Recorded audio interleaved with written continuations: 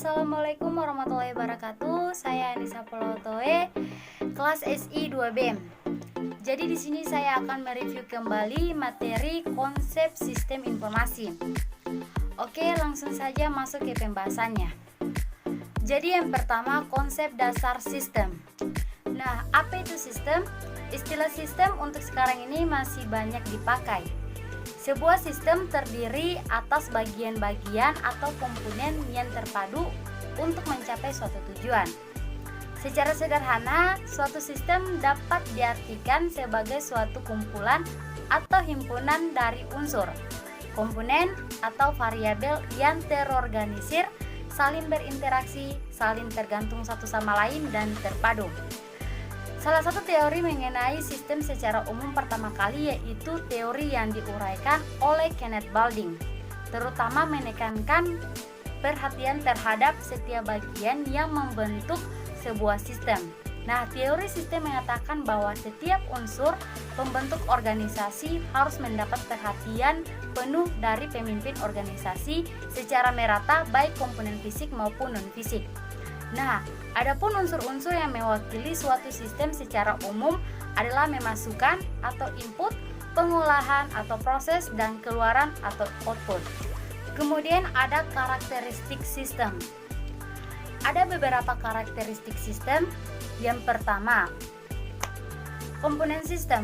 Komponen ini terdiri dari sejumlah komponen yang saling berinteraksi, artinya saling bekerja sama membentuk suatu kesatuan.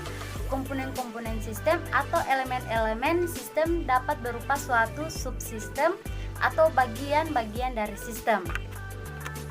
Yang kedua, batas.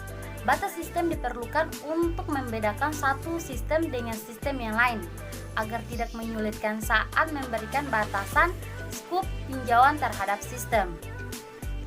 Yang ketiga, lingkungan. Lingkungan sistem adalah semua hal yang berada di luar sistem, dapat merugikan ataupun menguntungkan. Keempat, penghubung atau antarmuka. Penghubung atau antarmuka adalah semua hal yang menjadi penghubung antar komponen sistem. Interface menjadi sarana setiap komponen untuk saling berinteraksi dan berkomunikasi. Yang kelima, masukan. Masukan adalah komponen sistem yang merupakan bahan yang akan diolah lebih lanjut untuk menghasilkan keluaran yang berguna. Keenam, pengolahan. Pengolahan adalah komponen sistem yang paling penting dalam mengolah masukan agar menghasilkan keluaran yang berguna. Ketujuh, keluaran. Keluaran adalah komponen sistem yang merupakan hasil dari komponen pengolahan. 8, sasaran. Agar mencapai sasaran dan tujuan sistem, setiap komponen dalam sistem harus dijaga. 9, kendali. Agar bekerja sesuai dengan fungsi masing-masing, setiap komponen harus diperhatikan dan dijaga. Yang terakhir, umpan balik. Umpan balik diperlukan oleh kontrol untuk mengetahui adanya penyimpanan agar dapat dikembalikan pada kondisi normal. Subsistem. Subsistem sebenarnya hanyalah sistem di dalam suatu sistem. Ini berarti bahwa sistem berada pada lebih dari satu tingkat. Sebagai contoh, perusahaan perbank besar semisal Bank Mandiri sebagai suatu sistem. Menurut Norman Ellenger dalam bukunya mengatakan bahwa subsistem adalah serangkaian kegiatan yang dapat ditentukan identitasnya yang berhubungan dalam suatu sistem. Adapun sistem yang baik dan sistem yang buruk. Sistem yang baik terdiri dari sistem harus dibentuk untuk menyelesaikan tujuan. Elemen sistem harus mempunyai rencana yang ditetapkan. Adanya hubungan antara elemen sistem, unsur dari proses arus informasi, energi, dan material. Tujuan organisasi lebih penting daripada tujuan elemen. Kemudian sistem yang buruk. Sistem yang buruk terdiri dari tidak memenuhi kebutuhan pengguna, performance buruk, reliabilitas rendah, kegunaan rendah. Kemudian apa itu informasi? Informasi merupakan hasil pengolahan data yang sudah dapat diterima oleh akal pikiran penerima informasi yang selanjutnya dapat digunakan untuk pengambilan keputusan. Informasi bisa berupa hasil gabungan, hasil analisa, hasil penyimpulan, dan dapat juga berupa hasil pengolahan sistem informasi komputerisasi. Nah, contoh informasi misalnya 75% dari penduduk Lampung cenderung memilih calon presiden nomor urut 2. Terus selama sebulan ini karyawan hanya masuk sebanyak 15 kali. Kemudian telah terjadi kecelakaan mobil di jalan raya lintas barat siang tadi pukul 1. Korban jiwa sebanyak 4 orang yang merupakan satu keluarga dan meninggal di tempat.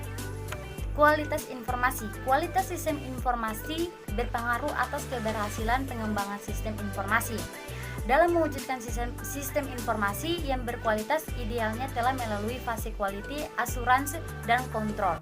Fase ini merupakan fase untuk memastikan kualitas sistem informasi yang telah diproduksi atau telah melewati fase development. Konsep dasar sistem informasi. Nah, secara umum pengertian informasi adalah sekumpulan data atau fakta yang telah diproses dan dikelola sedemikian rupa sehingga menjadi sesuatu yang mudah dimengerti dan bermanfaat bagi penerimanya. Nah, sedangkan secara etimologi, informasi berasal dari bahasa Prancis, information yang memiliki arti konsep, ide atau garis besar. Informasi sendiri merupakan kata benda yang berarti aktivitas dalam pengetahuan yang dikomunikasikan.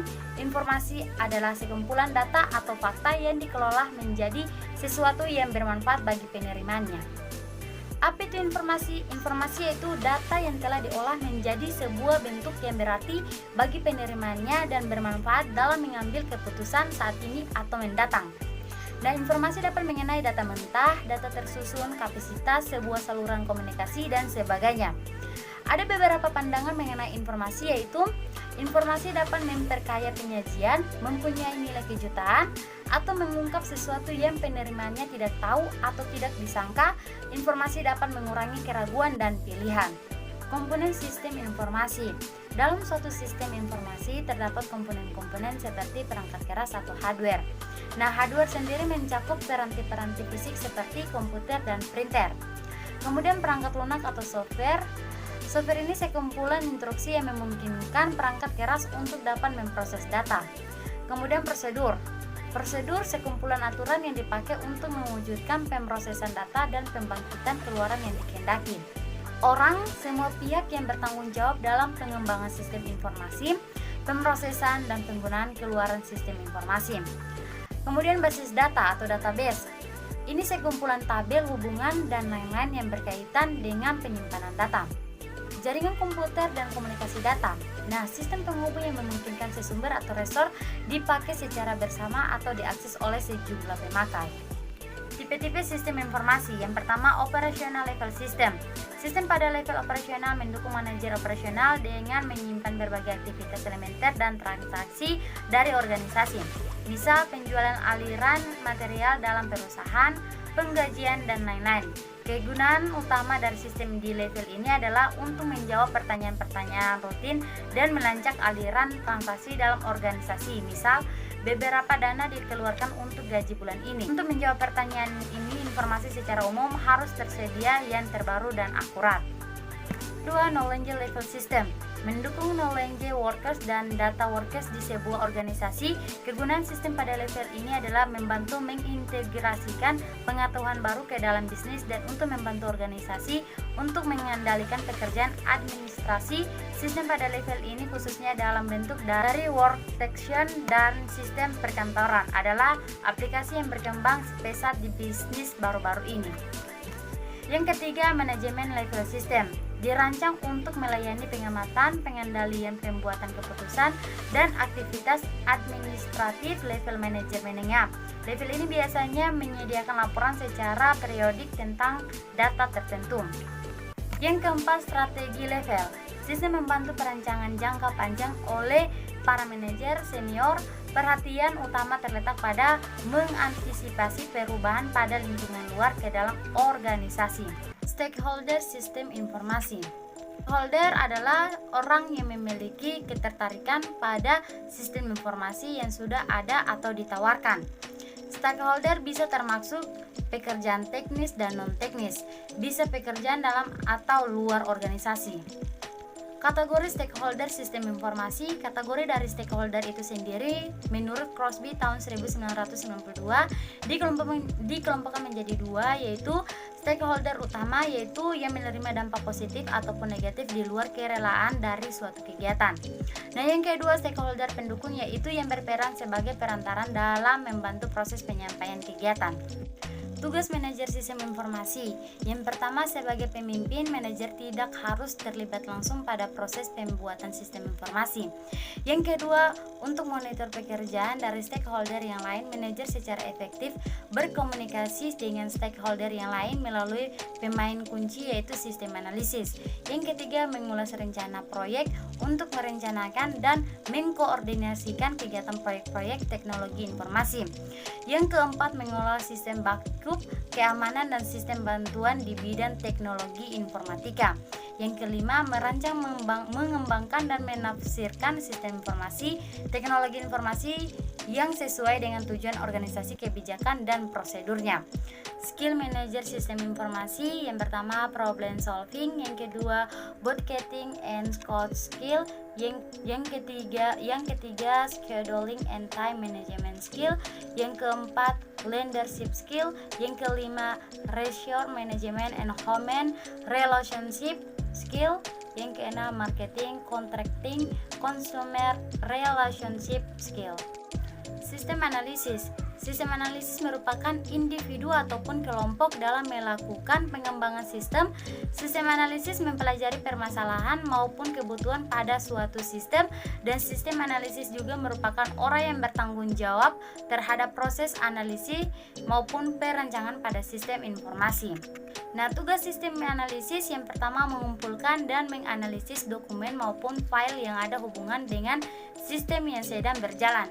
Yang kedua, menyusun dan menyajikan laporan untuk perbaikan sistem yang sedang berjalan kepada pemakai. Yang ketiga, merancang suatu sistem perbaikan dan mengidentifikasi aplikasi-aplikasi untuk menerapkannya pada komputer. Yang keempat, melakukan analisis menyusun biaya maupun keuntungan yang didapatkan pada sistem yang baru. Yang kelima, dan mengawasi berbagai aktivitas pada sistem yang baru dibuat. Nah, keahlian analisis yang dibutuhkan yaitu seorang analisis sistem harus memiliki setidaknya 4 keahlian. Yang pertama, analisis teknis, manajerial, dan interpersonal atau berkomunikasi dengan orang lain. Sistem analisis, keahlian manajerial yang dibutuhkan. Keahlian manajemen dibutuhkan oleh semua personal di dunia kerja. Keterampilan diperlukan untuk mengerjakan berbagai tugas manajerial mulai dari perancangan alur kerja, pengembangan kebijakan, pengukuran hasil kerja, pemantauan anggaran, kolaborasi hingga memotivasi orang lain. Sistem analisis juga harus mampu memprediksi risiko dan perubahan faktor-faktor eksternal seperti kenaikan harga hardware, perubahan kebutuhan klien, munculnya produk pesaing, dan lain-lain. Keahlian interpersonal skill. Secara teori definisi, interpersonal skill adalah keahlian yang dimiliki seorang individu untuk berelasi dan berinteraksi dengan sesama. Hal ini berlaku baik untuk masyarakat maupun individu. Jenis kemampuan interpersonal skill, yang pertama manajemen konflik, yang kedua penyelesaian konflik, yang ketiga komunikasi, yang keempat skill kepemimpinan, yang kelima memecahkan masalah, yang keenam mediasi, yang ketujuh networking, yang kedelapan teamwork, yang kesembilan tanggung jawab, yang kesepuluh skill negosiasi, dan kesebelas kemampuan berkolaborasi. Analisa di antara stakeholder. Analisa stakeholder diperlukan untuk mengetahui siapa yang memiliki kepentingan atau peran secara langsung maupun tidak langsung terhadap program atau proyek yang akan dilaksanakan. Programmer adalah seorang individu yang menulis atau membuat sebuah software atau aplikasi dengan cara memberikan perintah kepada komputer untuk melaksanakan suatu tugas dengan menggunakan bahasa pemrograman tertentu. Setiap programmer memiliki latar belakang pengetahuan tentang komputer dan programir. Tugas utama programmer, yang pertama, analisa programmer sesuai kebutuhan. Sebelum membuat program, programmer harus mampu menganalisis pentingnya program yang akan dibuat dan seberapa besar perusahaan membutuhkannya. Yang kedua, menulis kode. Tugas utama programmer adalah membuat program di mana program tersebut bisa berbentuk atas beberapa susunan kode. Yang ketiga, mengecek kesalahan bahasa program. Setelah kumpulan kode selesai ditulis, maka programmer harus melakukan debugging untuk mengecek kembali masalah yang akan dalam bahasa programmer. Yang keempat, menguji. Programmer yang sudah dibuat setelah kode yang bermasalah diperbaiki, maka programmer bisa melalui menguji aplikasi yang sudah diciptakan tadi. business manager. Kelompok lain dalam pengembangan sistem adalah manajer bisnis, misalnya kepala bagian atau kepala departemen atau eksekutif perusahaan. Manajer-manajer ini penting karena mereka memiliki kekuatan pendanaan, pengembangan sistem, dan mengalokasikan sumber daya yang diperlukan untuk keberhasilan proyek. Analisis perencanaan sistem informasi. Sistem analisis didefinisikan sebagai bagaimana memahami dan menspesifikasi dengan detail apa yang harus dilakukan oleh sistem. Sementara sistem desain diartikan sebagai menjelaskan dengan detail bagaimana bagian-bagian dari sistem informasi diimplementasikan. Nah, ada dua konsep dasar perencanaan sistem informasi. Yang pertama, mendefinisikan masalah dan memecahkan masalah. Fungsi sistem analisis juga memiliki peranan yang penting seperti bisa mengenali beragam personal dari penggunanya, kemudian bisa memastikan secara benar mengenai tujuan yang diperoleh supaya bisa melengkapi keperluan penggunanya, kemudian bisa mempunyai cara pilihan dalam menyelesaikan personalan pada sistem. Kemudian dapat menyusun ataupun membuat konsep penjadwalan sistem yang sesuai dengan apa yang dibutuhkan oleh penggunanya. Kemudian tanggung jawab seorang analisis sistem. Sistem analisis juga memiliki tanggung jawab yang harus dilakukan seperti pengambilan data yang efektif dari sumber bisnis, aliran data menuju ke komputer, kemudian pemrosesan dan penyimpanan data dengan komputer, kemudian memberikan aliran dari informasi yang berguna kembali ke proses bisnis dan penggunanya. Sistem development life cycle. Sistem development life cycle atau siklus hidup pengembangan sistem bisa juga disebut sistem life cycle atau siklus hidup sistem. Dalam rekayasa sistem dan rekayasa perangkat lunak adalah proses pembuatan dan pengubahan sistem serta modelan dan metodologi yang digunakan untuk mengembangkan sistem-sistem tersebut. Konsep ini umumnya merujuk pada sistem komputer atau informasi. SDLC juga merupakan pola yang diambil untuk mengembangkan sistem perangkat lunak yang terdiri dari tahap-tahap rencana atau planning, analisis atau analisis, desain atau desain, implementasi atau implementation, uji coba atau testing, dan pengolahan atau maintenance. System Development Life Cycle, pengertian SDLC adalah kependekan dari System Development Life Cycle atau dalam bahasa Indonesia disebut siklus hidup pengembangan sistem. SDLC adalah siklus yang digunakan dalam pembuatan atau pengembangan sistem informasi yang bertujuan untuk menyelesaikan masalah. Secara efektif, dalam pengertian lain, SDLC adalah tahapan kerja yang bertujuan untuk menghasilkan sistem berkualitas tinggi yang sesuai dengan keinginan pelanggan atau tujuan dibuatnya sistem tersebut. Kemudian fase-fase SDLC terdiri dari identifikasi dan seleksi proyek, kemudian inisiasi dan perencanaan proyek, dan analisis, desain atau desain logikal, dan desain fisikal. Kemudian metodologi pengembangan perangkat lunak.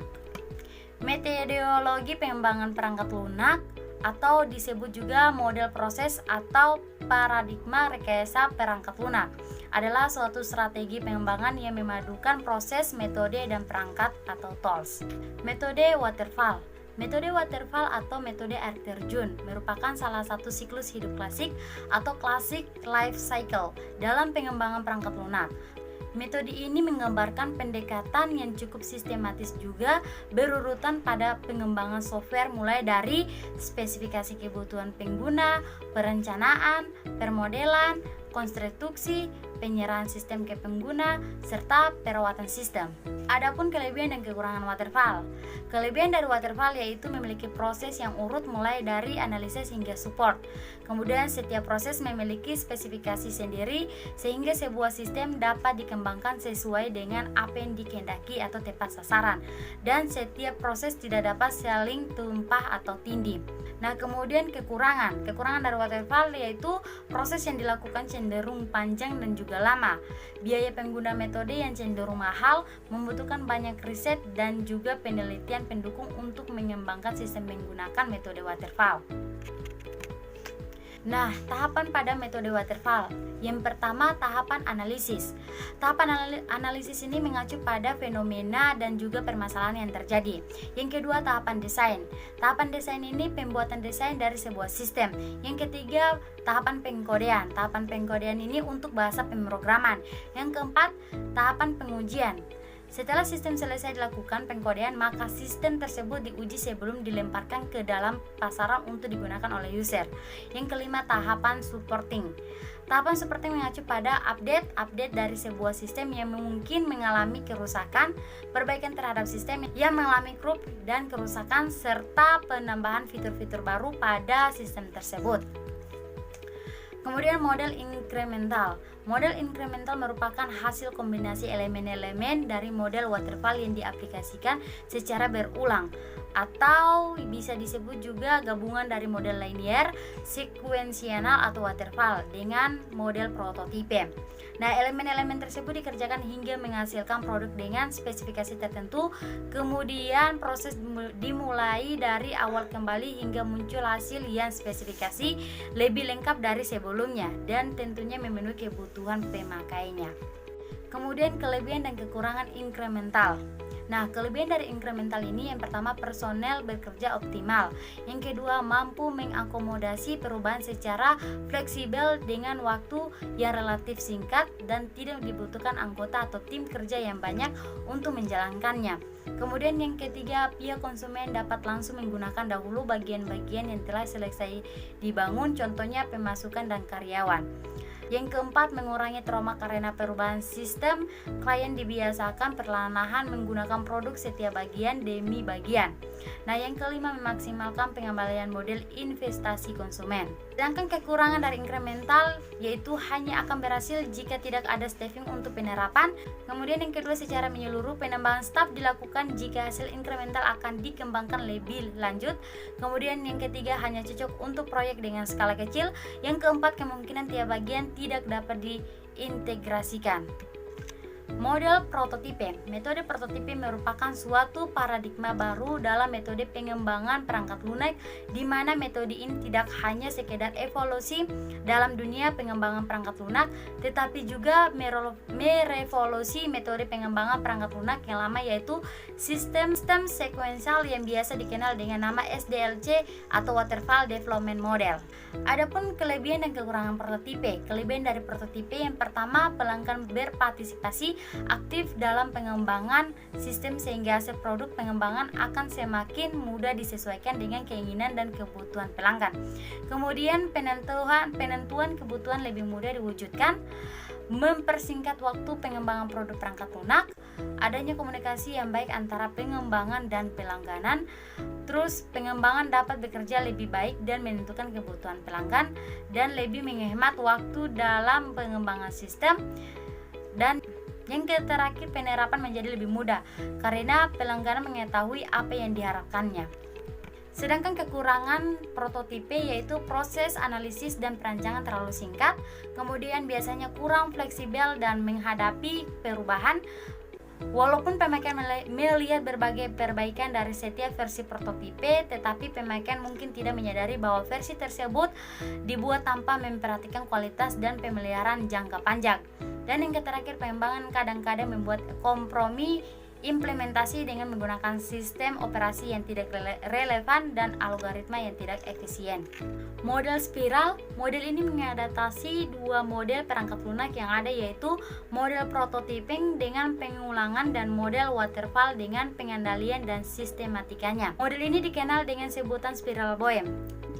Pengembangan dalam model ini memadupadankan beberapa model umum tersebut untuk menghasilkan produk khusus atau untuk menjawab persoalan-persoalan tertentu selama proses pengejaran proyek. Nah, adapun kelebihan dan kekurangan. Kelebihan model ini adalah sangat mempertimbangkan risiko kemungkinan munculnya kesalahan sehingga dapat diandalkan untuk mengembangkan perangkat lunak skala besar. Nah, pendekatan model ini dilakukan melalui tahapan-tahapan yang sangat baik dengan menggabungkan model waterfall ditambah dengan pengulangan-pengulangan sehingga lebih realistis untuk mencerminkan keadaan sebenarnya. Baik pengembangan maupun pemakaian dapat secepat mengetahui letak kekurangan dan dan kesalahan dari sistem karena proses-prosesnya dapat diamati dengan baik. Sedangkan kekurangan model ini adalah waktu yang dibutuhkan untuk mengembangkan perangkat lunak cukup panjang, sedemikian juga biaya yang besar. Selain itu sangat tergantung kepada tenaga ahli yang dapat memperkirakan risiko. Terdapat pula kesulitan untuk mengontrol proses sampai saat ini karena masih relatif baru, belum ada bukti apakah metode ini cukup handal untuk diterapkan. Metode Scrum, secara harfiah, Scrum adalah kerangka kerja di mana orang dapat mengatasi masalah adaptif yang kompleks, sementara secara produktif dan kreatif memberikan produk dengan nilai setinggi mungkin. Kelebihan dan kekurangan Scrum. Kelebihan Scrum dapat membantu perusahaan dalam menghemat waktu dan biaya, atau dalam hal ini uang. Kemudian dengan menggunakan metode Scrum, Anda dapat mentransformasikan bisnis yang sulit untuk diukur menjadi mudah dikembangkan. Kemudian pada metode Scrum, pergerakan pengembangan cutting edge dapat dengan cepat dikodekan dan diuji menggunakan metode ini, bagaikan kesalahan yang mudah untuk diperbaiki. Sedangkan kekurangan dari Scrum ini yaitu bisa menjadi salah satu penyebab utama terjadinya script kecuali ada tanggal akhir tertentu. Stakeholder proyek atau manajemen akan terus menuntut fungsi dan fitur baru untuk disampaikan. Nah, kemudian setiap tugas harus didefinisikan dengan baik karena hal ini dapat mempengaruhi perkiraan biaya dan waktu pengerjaan proyek. Jika tidak didefinisikan dengan baik, maka semua hal tersebut tidak akan akurat. Dalam kasus seperti ini, biasanya tugas dapat tersebar di beberapa sprint.